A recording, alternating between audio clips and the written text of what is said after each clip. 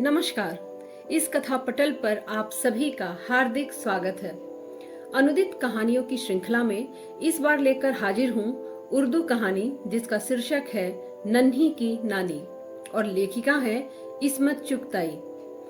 50 के दशक में अपनी कहानी लिहाफ से साहित्य जगत में भूचाल लाने वाली इस्मत आपा उर्दू की बेहद चर्चित लेखिका रही, जिन्होंने हर वर्ग की महिलाओं के अनकहे सवालों को अपनी रचनाओं में स्थान दिया। उन्होंने अनेक फिल्मों की पटकथा लिखी। पहली फिल्म छेड़छाड़ जो 1943 में रिलीज हुई थी और उनकी आखिरी फिल्म 1973 में गर्म हवा। इस फिल्म को कई पुरस्कार मिले थे। टेढ़ी लकीर नामक उपन्यास, चौथी का जोड़ा, बहू बेटियां, नन्ही की नानी और लिहाफ जैसी कहानियों से बेहद चर्चा में रहने वाली यह लेखिका, जिन्होंने अपनी आत्मकथा लिखी जिसका शीर्षक है कागजी है पैरहन, और इस आत्मकथा को भी साहित्य जगत ने हाथों हाथ लिया। तो आइए सुने आज उनकी यह कहानी, जिसका रूपांतर किया है जानकी प्रसाद शर्मा जी ने। नन्ही की नानी के माँ बाप का नाम तो अल्लाह जाने क्या था। लोगों ने उन्हें कभी इस नाम से याद न किया। जब छोटी सी गलियों में नाक सुड़सुड़ाती फिरती थी, वो वफातन की लौंडिया के नाम से पुकारी गई। फिर कुछ दिन बशीरे की बहू कहलाई और फिर बिस्मिल्लाह की माँ के संबोधन से याद की जाने लगी। और जब बिस्मिल्लाह जापे के अंदर ही नन्ही को छोड़कर चल बसी, तो वह नन्ही की नानी के नाम से आखिरी दम तक पहचानी गई। दुनिया का कोई ऐसा पेशा नहीं था जो जिंदगी में नन्ही की नानी ने अख्तियार न किया हो। कटोरा गिलास पकड़ने की उम्र से वह हर घर में 2 वक्त की रोटी और पुराने कपड़ों के एवज में ऊपर के काम करने पर धर ली जाती। यह ऊपर का काम कितना नीचा होता है, यह कुछ खेलने कूदने की उम्र से काम पर जोत दिए जाने वाले बच्चे ही जानते हैं। नन्हे मियाँ के आगे झुंझुना बजाने की गैर दिलचस्प ड्यूटी से लेकर बड़े सरकार के सर की मालिश तक ऊपर के काम की फेहरिस्त में आ जाती है। जिंदगी की दौड़ भाग में कुछ भुनौना भुलसना भी आ गया और जिंदगी के कुछ साल मामागिरी में बीत गए। पर जब दाल में छिपकली बघार दी और रोटियों में मक्खियां पिरोने लगी, तो मजबूरन रिटायर होना पड़ा। इसके बाद तो नन्ही की नानी बस लगाई बुझाई करने, इधर की बात उधर पहुंचाने के सिवा और किसी कर्म की न रही। यह लगाई बुझाई का पेशा भी काफी मुनाफा बख्श होता है। मोहल्ले में खटपट चलती रहती है।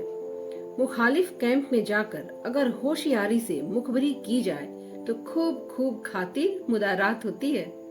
लेकिन यह पेशा कै दिन चलता।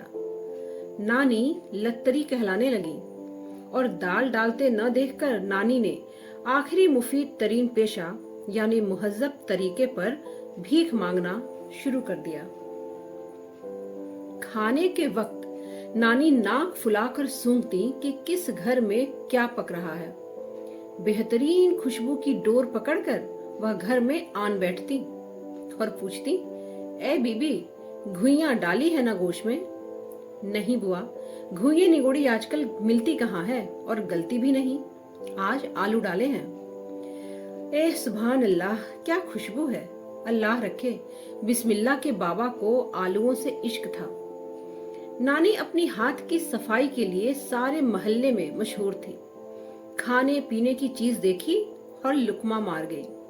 बच्चे के दूध की पतीली मुंह से लगाई, 2 घूंट गट कर लिए। शक्कर की फंकी मार ली, गुड़ की डली तालू से चिपका ली। मजे से धूप में बैठी चूस रही है। डली उठाई, नेफे में उड़ेस ली। 2 चपातियां ली, आधी नेफे के इधर आधी उधर। ऊपर से मोटा कुर्ता आहिस्ता आहिस्ता हस्बे मामूल कराहती कूकती खिसक गई।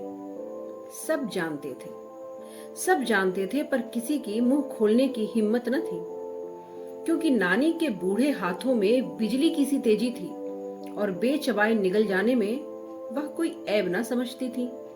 दूसरे जरा से शुबहे पर ही फैल मचाने पर तुल जाती और इतनी कस्में खाती थी, कुरान उठाने की धमकियां देती थी कि तौबा भली, अब कौन उनसे झूठा कुरान उठाकर अपनी कब्र में कीड़े पड़वाए। लत्तरी, चोर, चकमाबाज होने के अलावा नानी परले दर्जे की झूठी थी। सबसे बड़ा झूठ तो उनका बुर्का था, जो हरदम उन पर सवार रहता था। कभी उस बुर्के में नकाब भी थी, पर ज्यों ज्यों मोहल्ले के बड़े बूढ़े चल बसे, उन्हें कम दिखने लगा, तो नानी ने नकाब को खैर बात कह दिया। मगर फैशनेबल बुर्का की टोपी उनकी खोपड़ी पर चमकती रहती। आगे चाहे महीन कुर्ते के नीचे बनियान न हो, पर पीछे बुर्का बादशाहों की झोल की तरह लहराता रहता। और यह बुर्का सिर्फ सर ढकने के लिए ही नहीं था, बल्कि दुनिया की हर मुमकिन और नामुमकिन काम इसी से लिया जाता। ओढ़ने, बिछाने और गुड़ी मुड़ी करके तकिया बनाने के अलावा, और जब नानी कभी खैर से नहाती तो इसे तौलिया के तौर पर इस्तेमाल करती। 5 वक्ता नमाज के लिए जाए नमाज, और जब मोहल्ले के कुत्ते दांत निकोसे तो उनसे बचाव के लिए अच्छी खासी ढाल। कुत्ता पिंडली पर लपका और नानी के बुर्के का घेरा उसके मुंह पर फुंकारा। नानी को बुर्का बहुत प्यारा था। फुर्सत में बैठकर हसरत से उसके बुढ़ापे पे बिसूरा करती। जहां कोई चिंदी कत्तर मिली और एहतियातन पैबंद चिपकाया, वह उस दिन के ख्याल से कांप उठती थी जब यह बुर्का भी चल बसेगा। 8 गज लट्ठा कफन को जुड़ जाए, यही बहुत जानो। नानी का कोई मुस्तकिल क्वार्टर नहीं, सिपाही जैसी जिंदगी है। आज इसके दलान में तो कल उसकी सेहंची में, जहां जगह मिली पड़ाव डाल दिया। जब दुत्कार पड़ी, कूच करके आगे चल पड़ी। आधा बुर्का ओढ़ा, आधा बिछाया और लंबी तान ली। मगर बुर्के से भी ज्यादा वह जिसकी फिक्र में घुलती थी, वह थी उनकी इकलौती नवासी नन्ही। कुड़क मुर्गी की तरह नानी पर फैलाए उसे पोटे तले दाबे रहती। क्या मजाल जो नजर से ओझल हो जाए। मगर जब हाथ पैरों ने जवाब दे दिया और मोहल्ले वाले चौकन्ने हो गए, उनकी जूतियों की घिस-घिस सुनकर ही चाक चौबंद होकर मोर्चे पे डट जाते।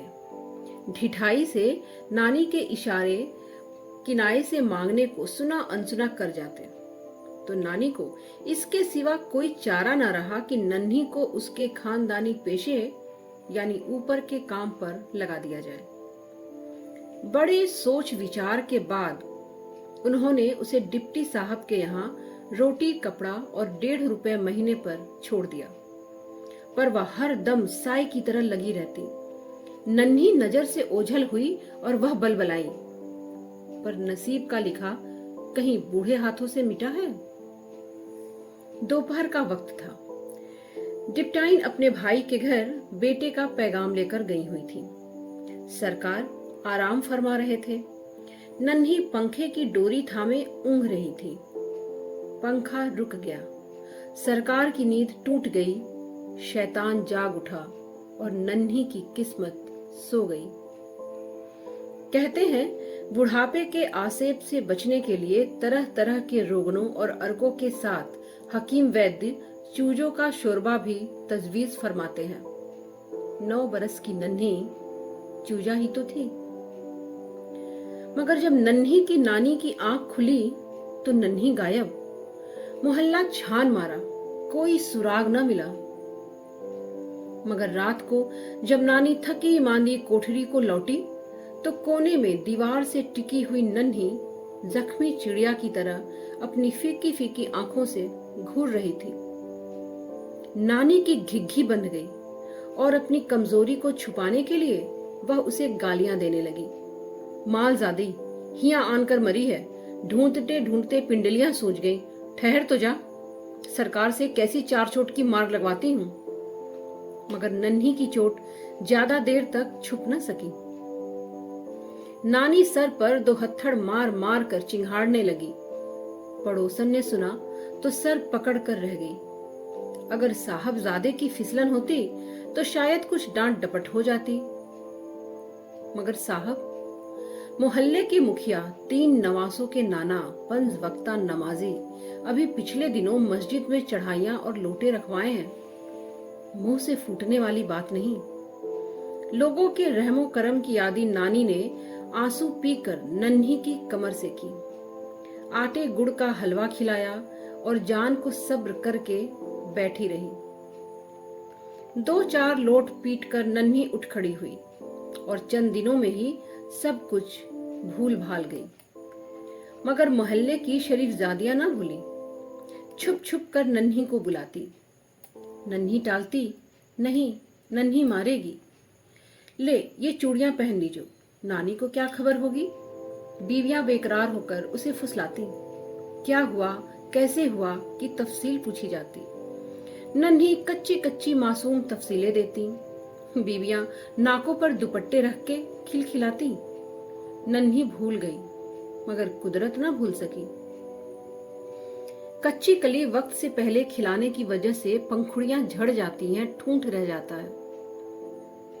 नन्ही के चेहरे पर से भी न जाने कितनी मासूम पंखुड़ियां झड़ गई। चेहरे पर फिटकार और रोड़ापन। नन्ही बच्ची से लड़की नहीं, बल्कि छलांग मार एकदम औरत बन गई।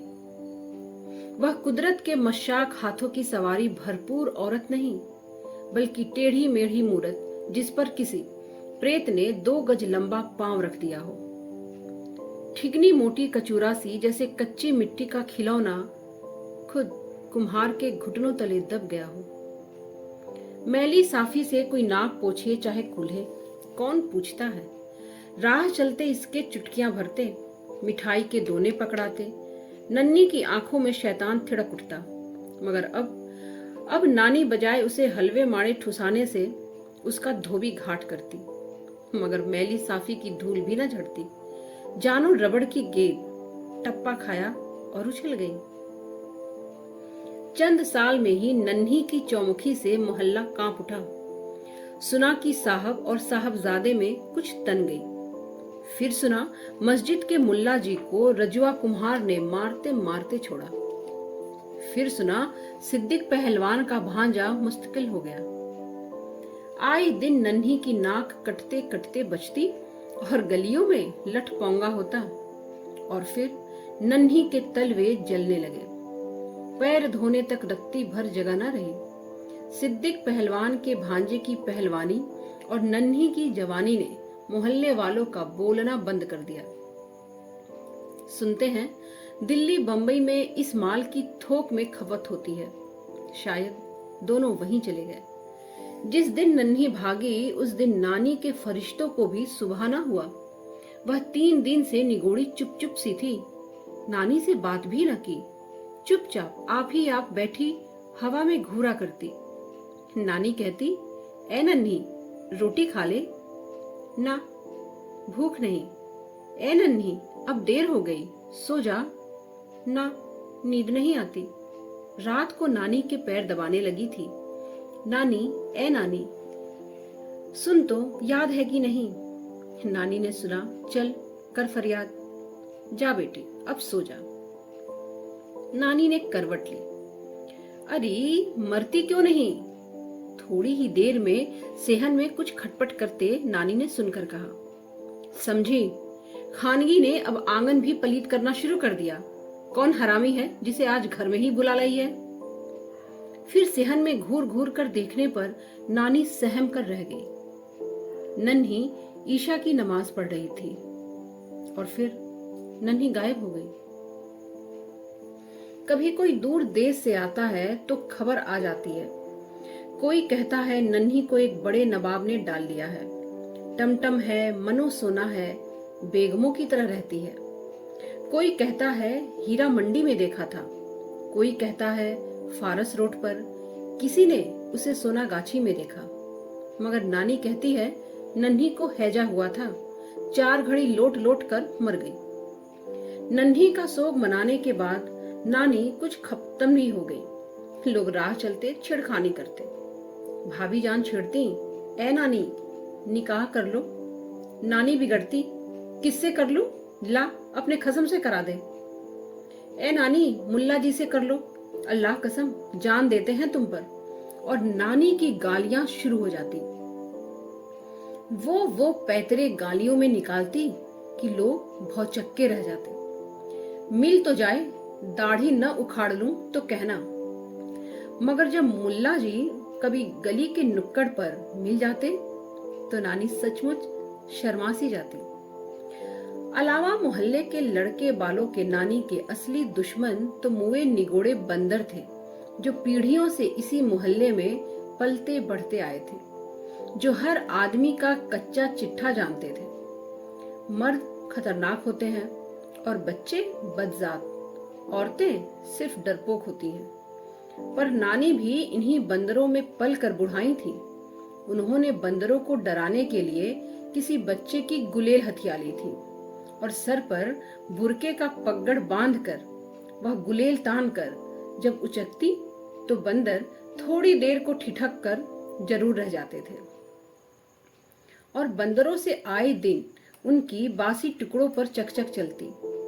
मोहल्ले में जहां कहीं शादी ब्याह होता, 40वां होता, नानी झूठे टुकड़ों का ठेका ले लेती। लंगर खैरात बटती तो भी 4-4 मर्तबा चकमा देकर हिस्सा लेती। मनो खाना बटोर लेने के बाद वह उसे हसरत से तकती। काश उनके पेट में भी अल्लाह पाक ने कुछ ऊंट जैसा इंतजाम किया होता तो कितने मजे रहते। मजे से 4 दिन की खुराक मैदे में भर लेती, छुट्टी रहती। मगर अल्लाह पाक ने इतना ऊट पटांग इंतजाम करने के बाद पेट की मशीन क्यों इस कदर आधी अधूरी बना डाली कि 1-2 वक्त के खाने से ज्यादा जखीरा जमा करने का ठौर ठिकाना नहीं। इसलिए नानी टाट के बिस्तरों पर झूठे टुकड़े फैलाकर सुखाती और फिर उन्हें मटकों में भर लेती। जब भूख लगी तो जरा से सूखे टुकड़े चूमर किए, पानी का छींटा दिया, चुटकी भर लौंग मिर्च भुरका और लजीज पकवान तैयार। लेकिन गर्मियों और बरसात के दिनों में बार बार यह नुस्खा उन पर हैजा तारी कर चुका था। चुनाचे बच जाने पर मन मानकर उन टुकड़ों को औने पौने बेच डालती ताकि लोग अपने कुत्तों और बकरियों वगैरह को खिला दें। मगर अमूमन कुत्तों और बकरियों के मैदे नानी के ढीठ मैदे का मुकाबला न कर पाते और लोग मोल तो क्या, तोहफे के तौर पर भी इन सड़ी गली चीजों को कबूलने पर तैयार न होते। वही जान से ज्यादा अजीज झूठे टुकड़े जिन्हें बटोरने के लिए नानी को हजारों सलावतें और ठोकरें सहनी पड़ती और जिन्हें धूप में सुखाने के लिए पूरी बंदर जाति से जिहाद मोल लेना पड़ता, जहां टुकड़े फैलाए गए और बंदरों के कबीले को बेतार बर की खबर पहुंची। अब क्या है, गोल दर गोल दीवारों पर डटे बैठे हैं, खपरेलों पर धमा चौकड़ी मचा रहे हैं, छेड़ खसोट रहे हैं और जाते जाते खुखिया रहे हैं। नानी भी इस वक्त मर्द मैदान बनी, सर पर बुरके का ढाठा बांधे, हाथ में गुलेल लिए मोर्चे पे डट जाती। सारा दिन लगे लगे करके शाम को बचा खुचा कूड़ा बटोर बंदरों की जान को कोसती नानी अपनी कोठरी में थक कर सो रहती। बंदरों को उनसे कुछ जाति अनबन हो गई थी। अगर यह बात ना होती तो क्यों जहान भर की नेमतों को छोड़कर सिर्फ नानी के टुकड़ों पर ही हमलावर होते, और क्यों बदजात लाल पिछाए वाला उनका जान से प्यारा तकिया ले भागता। वह तकिया जो नन्ही के बाद नानी का अकेला अजीज और प्यारा दुनिया में रह गया था। वह तकिया जो बुरके के साथ उनकी जान पर हमेशा सवार रहता था, जिसकी सीवनों को वह हर वक्त पक्का टाका मारती रहती थी। बार बार नानी किसी कोने खदरे में बैठी तकिए से ऐसे खेला करती जैसे वह नन्ही सी बच्ची हो और वह तकिया उनकी गुड़िया। वह अपने सारे दुख उस तकिए से कहकर जी हल्का कर लिया करती थी। जितना जितना उन्हें उस तकिए पर लाड़ आता, वह उसके टाके पक्के करती जाती। किस्मत के खेल देखिए। नानी मुंडेर से लगी बुरके की आड़ में नेफे से जुएं चुन रही थी कि बंदर धम से कूदा और तकिया ये ले जा वो ले जा। ऐसा मालूम हुआ कि कोई नानी का कलेजा नोच कर ले गया। वह दहाड़ी और चिल्लाई कि सारा मोहल्ला इकट्ठा हो गया। बंदरों का कायदा है कि आंख बची और कटोरा गिलास ले भागे। छज्जे पर बैठे दोनों हाथों से अब कटोरा दीवार पर घिस रहे हैं। कटोरे का मालिक नीचे खड़ा चुमकार रहा है, प्याज दे, रोटी दे। और जब बंदर मियाँ का पेट भर गया, कटोरा फेंक अपनी राह ली। नानी के मटकी भर टुकड़े लुटा देने पर उस हरामी बंदर ने न तो तकिया छोड़ना था, ना ही छोड़ा। 100 जतन किए गए, मगर उसका जी न पिघला और उसने मजे से तकिए के गिलाफ प्याज के छिलके की तरह उतारने शुरू किए। यही गिलाफ जिन्हें नानी ने अपनी धुंधलाई आंखों से घूर घूर कर पक्के टांकों से गूथा था। ज्यों ज्यों गिलाफ उतरते जाते, नानी की बदहवासी और बलबलाहट में ज्यादती होती जाती और आखिरी गिलाफ भी उतर गया। बंदर ने एक एक करके छज्जे पर से टपकाना शुरू कर दिया। रोटी के गाले नहीं बल्कि शबन की फतोही, बन्नो सक्के का अंगोछा, हसीना बी की अंगिया, बी की गुड़िया का शरारा, रहमत की ओढ़नी और खैराती का कचना, खैरन के लौंडे का तमचा, मुंशी जी की मफलर और इब्राहिम की कमीज की आस्तीन, सिद्दीक की तहमत का टुकड़ा, उनामना बी की सुरमादानी, वफातन की कजरोटी, सकीना बी की अफशा की डिबिया, मुल्ला जी की तस्वीर का इमाम और बाकर मियाँ की सजदागाह, बिस्मिल्लाह का सूखा हुआ नाल और कलावे में बंधी हुई नन्ही की पहली सालगिरह की हल्दी की गांठ दूब और चांदी का छल्ला, और बशीर का गिलट का तमगा जो उसे जंग से जिंदा लौट आने पर सरकारे आलिया से मिला था। मगर किसी ने इन चीजों को नहीं देखा।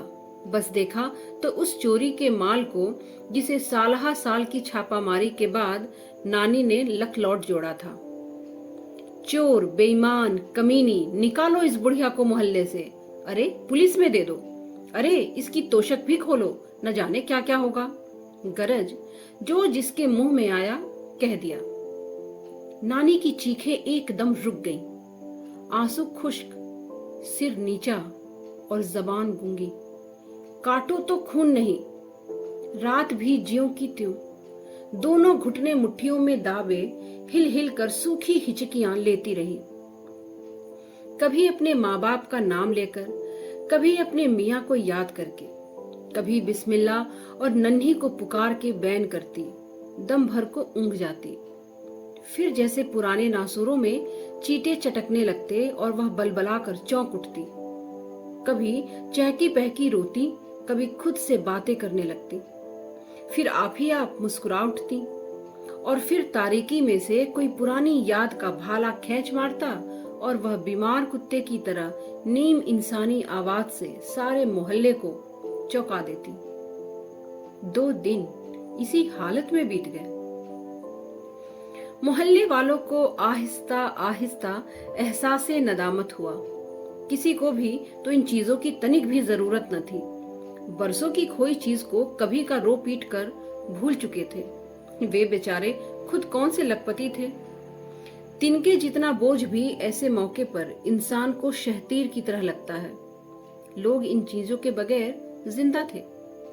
शबन की फतो ही अब सर्दियों से धींगा मुश्ती करने के काबिल कहाँ थी। वह उसके मिलने के इंतजार में अपनी बड़वाड़ थोड़ी रोके बैठा था। हसीना बी ने अंगिया चोली की अहमियत को बेकार समझकर उसे खैर बात कह दिया था। पुराने जमाने में एक देव था। उस देव की जान थी एक भौरे में। 7 समंदर पार एक गार में एक संदूक था। इस संदूक में एक और संदूक। इस संदूक में एक डिबिया थी जिसमें एक भौरा था। एक बहादुर शहजादा आया और उसने भौरे की एक टांग तोड़ दी। उधर देव की एक टांग जादू के जोर से टूट गई। फिर उसने दूसरी टांग तोड़ी और देव की दूसरी टांग भी टूट गई। फिर उसने भौरे को मसल डाला और उधर देव मर गया। नानी की जान भी तकिए में थी और बंदर ने वह जादू का तकिया दांतों से चीर डाला और नानी के सीने में गरम सलाख उतर गई। दुनिया का कोई दुख, कोई जिल्लत, कोई बदनामी ऐसी न थी जो नसीब ने नानी को न बख्शी हो। जब सुहाग की चूड़ियों पर पत्थर गिरा था तो समझी थी अब कई दिन की मेहमान है, पर जब बिस्मिल्लाह को कफन पहनाने लगी तो यकीन हो गया कि ऊंट की पीठ पर यह आखिरी तिनका है। और जब नन्ही मुंह पर कालिख लगा गई तो नानी समझी बस यह आखिरी घाव है। जमाने भर की बीमारियां पैदाइश के वक्त से झेली, 7 बार तो चेचक ने उसकी सूरत पर झाड़ू फेरी। हर बार तीज त्योहार के मौके पर हैजे का हमला होता। तेरा मेरा गू मूत धोते धोते उंगलियों के पोरे सड़ गए, बर्तन मांजते हथेलियां छलनी हो गई। हर साल अंधेरे उजाले ऊंची नीची सीढ़ियों से लुढ़क पड़ती, 2-4 लोट पीट कर फिर घिसटने लगती। पिछले जन्म में नानी न जाने क्या रही होंगी, जब ही तो इतनी सख्त जान थी। मौत का क्या वास्ता जो उनके करीब फटक जाए। बसरियां लगाए फिरेंगी मगर मुर्दे का कपड़ा तन से न छू जाए। कहीं मरने वाला सलवटों में मौत न छुपा गया हो जो नाजों की पाली नानी को आन दबोचे। मगर यूं आकबत बंदरों के हाथ लुटेगी, इसकी किसको खबर थी। सुबह सवेरे भिश्ती मशक डालने गया तो देखा नानी खपरेल की सीढ़ियों पर उकड़ू बैठी हैं। मुंह खुला है, मक्खियां अधखुली आंखों में घुस रही हैं। यूं नानी को सोता देखकर लोग उन्हें मुर्दा समझकर डर जाया करते थे, मगर नानी हमेशा बड़बड़ाकर बलगम थूकती जाग पड़ती और हौसने वाले को 1000 गालियां सुना डालती थी। मगर उस दिन सीढ़ियों पर उकड़ू बैठी नानी दुनिया को एक मुस्तकिल गाली देकर चल बसी। जिंदगी में कोई कल सीधी न थी, करवट करवट कांटे थे। मरने के बाद कफन में भी नानी उकड़ू लिटाई गई। 1000 खैचतान पर भी अकड़ा हुआ जिस्म फिर सीधा न हुआ। दोस्तों, आशा करती हूँ कि हिंदी के साथ अन्य भारतीय भाषाओं की कहानियां भी आपको लुभा रही होंगी। चैनल को लाइक करें, शेयर करें और अपने साहित्यिक मित्रों के बीच इसे शेयर भी करें। कहानी सुनने के लिए आप सभी का बहुत बहुत शुक्रिया, बहुत आभार। नमस्कार।